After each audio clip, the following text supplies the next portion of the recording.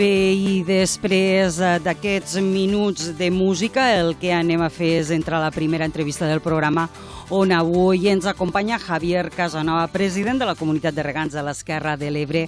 Amb ell volem parlar de la campanya de l'arròs al Delta en un any, que combina bones reserves d'aigua amb certes incerteses importants que encara estan sobre la taula. Benvingut. Bon dia. Molt bon dia, Xavier. Anem a veure, podem dir que la solta d'aigua es duia a terme a principis de la setmana passada. Sí. Fa molt poquet que ha començat, fa una setmana. Quina és la sensació a hores d'ara? La sensació és que, una campanya diferent, en la qual havia molt menys sembra en sec. Això significava, i damunt també els terrenos molt secs, significava que tindríem uns picos de demanda d'aigua superiors a 3 anys i, en definitiva, crec que ens ha donat molta més feina perquè, com sempre passa, hi ha un pico de que la demanda d'aigua és superior a la capacitat que tenim, tot i que anem millorant i anem traient en tot el sistema d'automatismes, traient el màxim rendiment al canal, però, al final nosaltres van donar per tancada l'operació de l'omplida el dijous, és a dir, significa 3 dies i mig després, per tant, contentíssims del gran treball que han fet els treballadors de la comunitat, perquè sense ells és molt complicat fer en aquest temps. Creiem nosaltres que és rècord una omplida en tota el que és la banda esquerra, però tant, contents. A veure, teníem unes bones... no teníem, vosaltres havíeu comentat que hi havia unes òptimes condicions d'aigua, tu mateix, Armada, ho acabes d'explicar, que esteu molt contents en com ha anat, però després sí que és veritat que veníeu d'una situació, perquè sembla ser que la pagesia, si no ve per un cantó, ve per un altre, però sempre hi ha alguna cosa per a que no vos deixi del tot tranquils. A veure, havíem tingut el temporal Oriana, i això a vosaltres vos va fer patir molt, perquè en un moment donat també vos vau qüestionar què passaria. Sí, clar, l'Oriana ens va vindre en un moment molt complicat, en unes fetges ja en el rellotge ja comptant quan soltaríem l'aigua, quan entràvem en la màxima faena a la comunitat, que ara comença a preparar el que era la pròxima campanya, i ens va vindre l'Oriana, i indubtablement no teníem altra que intentar intervindre i fer aquestes actuacions d'emergència per solucionar el problema tan greu que teníem. A partir d'aquí... Quin era el problema tan greu que teníem? El problema que teníem és que quan ens va rebentar, ja ho sabeu, suposo que tothom és sabedor, per la veia del fangar van tindre 3 o 4 trencaments i per defecte la bassa de Canal Vell, i aquests trencaments s'havien d'arreglar. Primer que tot, en primer impacte, era intentar tallar l'aigua salada que ens entrava, això sí que vam fer-ho el més ràpid que vam poder, però després també tenien de fer una intervenció d'emergència perquè en condicions normals no ens pogués tornar a passar, perquè en aquell moment no teníem collita, però si això ens passa en collita, imagina't, les pèrdues, per tant, havien de fer-ho sí o sí, i això ens podia qüestionar, ens dificultava molt el que eren els treballs de manteniment i les inversions que teníem planificades, però en l'esforç de tots els treballadors, torno a repetir, i la voluntat de la mateixa Junta de Govern va ser intentem fer tot el que teníem planificat. Sí que vam arribar molt a contrarrellotge, molt estressats, perquè preparar els manteniments de la comunitat, hem de pensar que en una setmana, que parlem de la setmana passada, aquell que només passa per la carretera, passem d'un paisatge de terra a un paisatge aquàtic, i això significa que la capacitat d'intervindre ja és mínima, perquè l'aigua ens condiciona, però ja està tot passat. Esperem que la serenitat dels camps no tinguin afectació i en què passa en Campeny. Perquè, Xavier, clar, vosaltres esteu molt avesats a tot el que té a veure amb el camp d'arròs, però moltíssimes persones de les que vivim al Delta de l'Ebre el camp d'arròs forma part del paisatge, però no coneixem en profunditat el que hi ha al darrere. Llavors, ara tu parlaves, no?, de que quan va haver el temporal Oriana, aquesta va fer que es trenqués les guardes i van entrar aigua als calaixos. Que això hasta aquí ho puc entendre. Els calaixos és la delimitació del terreno de l'arròs. Sí. És així, veritat? Perquè és com a quadrat. Sí, claro, van entrar les parcel·les.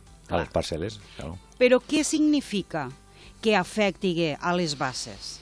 No afecta a les basses. El que passa és que la bassa de Canal Vell és una bassa que no té manteniment. La veritat és que és una fi, no? La veritat és així mateix, és del Ministeri, no? La va comprar el Ministeri, i la degradació que han anat produint-se als malecons de guarda de la bassa s'havien debilitat tant que claro, van trencar. És a dir, a les basses no els afecta, però s'ha d'entendre que al voltant de la bassa, perimetralment a la bassa, hi ha moltes parcel·les que estan sota el nivell del mar, sobre menys 30 hasta 0.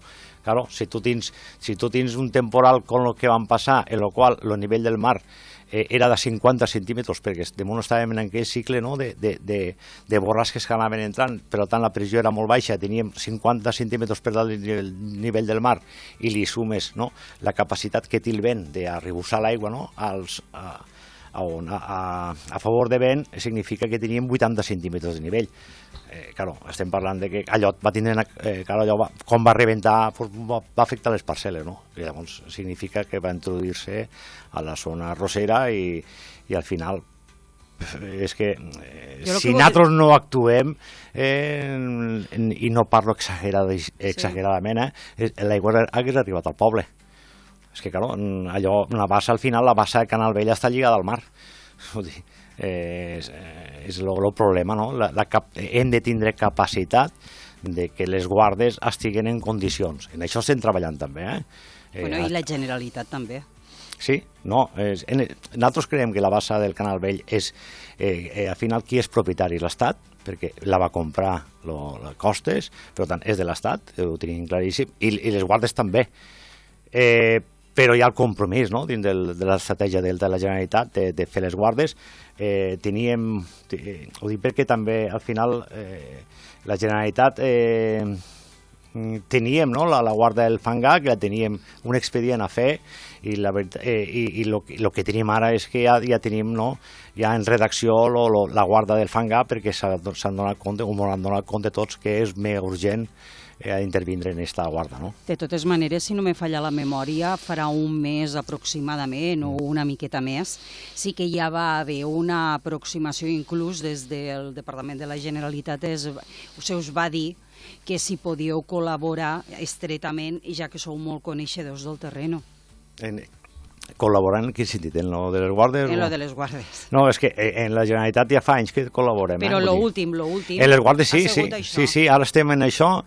Ja t'he dit, vull dir, ara ja tenim un avantprojecte del que pot ser la guarda, i si afinem en els propietaris, perquè també és complex, perquè també ens demanen que la zona de marítimo terrestre CP4 se facin aquestes guardes, i tenim de tenir la capacitat de negociar en aquestes propietats, que també ells han d'entendre que a part de protegir el que és el delta, també protegim les seues finques, i donar la capacitat també hidràulica de llevar en desguassos la salinitat que es ve del mar. Si tots són capaços de posar-hi, jo me vull llançar a la piscina. Jo crec que el 28, si tots treballem i afinem, jo crec que el 28 podríem tindre unes guardes com Déu mana al fangar, no? Que ja les tenen als alfacs, no sé si heu tingut l'ocasió, jo he anat 2 vegades a veure-les, m'agraden molt, són unes guardes ja amples, en un nucli dur, en una altura ja de 1,5 metres, per tant, jo crec que hem de treballar tots per intentar que este 28, que pareix llum, però a tèrmins de l'administració són superlentos, no? 28 de maig? No, l'any 28. L'any 28, vale. Però sí, però és que... Vale, jo dic que és rapidíssim, no? Però no pot ser. en la manera que van les administracions, això és molt ràpid, Me quadra més. Jo me n'he cansat, ja començo a fer molts anys que estem per aquí, a veure si arriba el dia que que acabi això. Que acabi això, què vols dir? Que et vols jubilar? Tot el això no t'ho creus ni tu. Tot el teu cicle. Això no t'ho creus ni tu. Tot el teu cicle. I, claro, els projectes costen molt a dur terme, vull dir, al final segur que se'n queden alguns d'encarats i alguns pues, que no podran ser, no? Ja veuré, i després també que moltes vegades per a poder anar en pro de la col·lectivitat hi haurà 3 o 4 que potser hauran de perdre una mica, no? Jo crec que guanyarem tots. Segur? Sí. N'estic convençudíssim. Sí? Ningú perdrà terreno? Sí, però... No, però... Al final tot no es pot dir, no? Però al final... Però és que... A mi si me dius que qui perdi terreno li compensa per un altre cantó endavant... Sí, però tampoc no és l'hora de dir el que estigui a fer exactament, perquè han de fer la tramitació. Perquè tu ja ho saps. Sí, fas cara de que sí. Però detrás hi ha un gran treball perquè això sigui el més mínim de lo més mínim. Perquè tots sabem, tots hem de tindre en ment, ja s'ha parlat amb tots els afectats? Dels de fa 7 o 8 anys. Però ja s'ha parlat amb tots els afectats, Xavier? Estem treballant. Encara no. En tots no hem pogut parlar encara. Pues no. I també hi ha més actors, també està l'Ajuntament de Deltebre, que és sabedor indubtablement i del que s'està parlant, i també el departament i també alguns propietaris, els més pals de paller, no? Bueno, intentarem, ho intentarem. Però què et volia dir, Xavier, és que en moltíssimes circumstàncies ha passat, és que no és ni el primer ni l'últim, però sí que és veritat que quan hi ha algo de tal envergadura que afecta a tota una zona, és possible que hi hagi algun damnificat. Sí, però te torno a repetir, és molt mínim de lo mínim. Crec jo, perquè al final sempre... Jo només pregunto, Sempre al final totes les persones han de fixar en el que guanyem de les coses. Mai ens han de fixar el que guanyen els altres. Jo crec que tothom sortirà guanyant. Vale. Home, com a màxim representant a hores d'ara de la comunitat de regants de l'Esquerra de l'Ebre, suposo que és una de les seues màximes. Sí, no, de les meves màximes és que com és tan complicat tot, quan que no és fàcil, tens raó. Quan surt l'ocasió, el que has d'intentar és no posar pals de rodes i posar de la teua part, com a entitat, indubtablement, de que allò s'ha de dur terme i si s'han de fer sacrificis a tot nivell, doncs s'han de fer. És dir, col·laborar econòmicament, el que sigui, però hem d'aprofitar perquè tot va molt lento, ja ho saps tu, que la política funciona com funciona, i ara manen uns, i després hi ha un canvi de govern, i allò torna a anar... No, hem d'aprofitar les dinàmiques positives perquè no saps mai quan deixarà de bufar el vent, no? Està clar, Xavier. De totes maneres, era prou interessant, jo crec que interessantíssim abordar aquest aspecte, però retomant el tema principal de l'entrevista, sí que m'agradaria preguntar-te quan passa tot això t'ho diré, de les tempestes, i vosaltres, una de les primeres sembres que es fa és la sembra en sec. En algun moment vau patir? No, perquè a veure, la sembra en sec sí que s'ha anat provant, extendint i provant per molts espais, però ja fa molt d'any que es fa, indubtablement si tens l'aigua salada no es pot fer, això és una, i també el pagès comença a conèixer on se poden fer sembres secs i on no se poden fer, i les vores del mar, so pena que no tingués un molt bon drenatge, no t'estic dient subterrani com la prova pilota aquella, sinó el drenatge de desguassos, estacions de bombeig a prop, és a dir, que la salinitat del sol sigui raonablement baixa, sabem perfectament que no es pot fer. Vull dir, normalment les vores de mar no tendixen a fer sembra en sec. Normalment les zones altes, més gravoses i més dolces, no? Com si diguéssim. Podria ser, ara tu mateix ho comentaves, no? Que els pagesos comencen a veure-ho en uns altres ulls i apropar-se a la sembra en sec, podria ser una alternativa que pogués ponderar, equilibrar situacions de risc? Tot instrument que tingués per a... De cara a l'aigua, ara no tant de la salinitat, de cara a l'aigua, de cara a moltes coses. Està el caragol poma, que és una manera de lluitar, de demanar l'aigua indubtablement també tens menys consum, també relativament. Té les seves avantatges, però però tindríem de tindre les condicions del sol més òptimes, perquè al final el delta, com dia Julián, un gran enginyer que ens ha estat donant llum al delta de l'Ebre. El delta no és dolç, és salat o molt salat. Per tant, és un instrument, però també avui per avui, de la manera que tenim el delta de l'Ebre i en els aspectes que ens envolten, l'aigua crec que serà sempre un instrument o la base del cultiu de l'arròs, que també és essencial, perquè a un hàbitat que has dit tu, el paisatge, un hàbitat en el qual hi ha basses, hi ha fauna, hi ha flora, l'aigua li fa falta. Aquests dies, abans de soldar l'aigua, els animalets, els patets, sobretot, però ja assenyalaven, no sé què veuen, que se notava que estaven... Així que feien la gran festa de l'aigua, perquè se notava que l'estaven esperant en Candeleder, aquesta aigua que ha baixat. És que, clar, i un dels camps ja no és només per al cultiu de l'arròs, és tota la biodiversitat que genera al voltant. Tu ho apuntaves, el cargol poma, en quina situació està ara? Ràpid, perquè se'ns acaba el temps. La situació del cargol poma ja està en una situació que ja ens ha quedat aquí. Això ja ho sabem, però aquí a l'esquerra, respecte a la retallada d'aigua que va fer que es tornés a incrementar la població, l'han pogut controlar i portar on estava abans o no?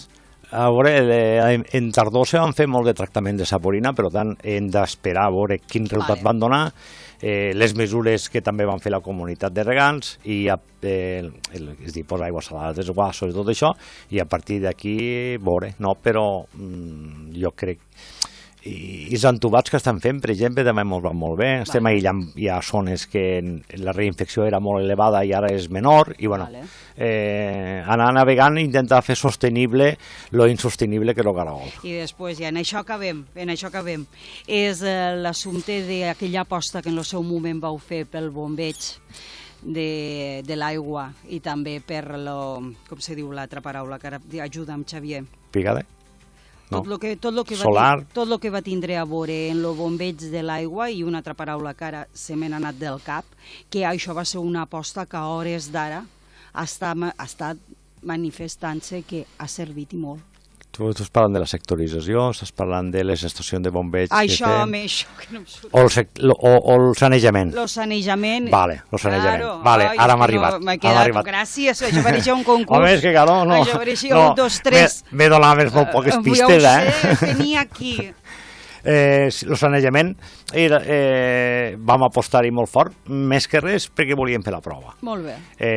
Perquè si no fas la prova no comences. I estem fent el seguiment, enguany ha anat molt bé, perquè al final un sanejament, que és llevar les sals d'un terreny, és com plantes un arbre, no és el primer any. Clar. I les mostres que hem tret este final d'hivern i principis de primavera és d'una salinitat superbaixa. Per tant, hem d'acabar d'afinar, a veure com això es tradueix, i les millores agronòmiques del cultiu d'arròs. I l'altra part que ens queda, que encara no l'hem posat fil a l'agulla, és també que més enllà del cultiu de l'arròs, quins potencials té el sanejament, perquè al final també te podria donar fer altres cultius i, Déu dirà. Déu dirà, se'ns ha acabat el temps. Xavier Casanova, president de la Comunitat de Regants de l'Esquerra de l'Ebre, mil gràcies per haver vingut al Voltant i Girar. A vosaltres, vinga.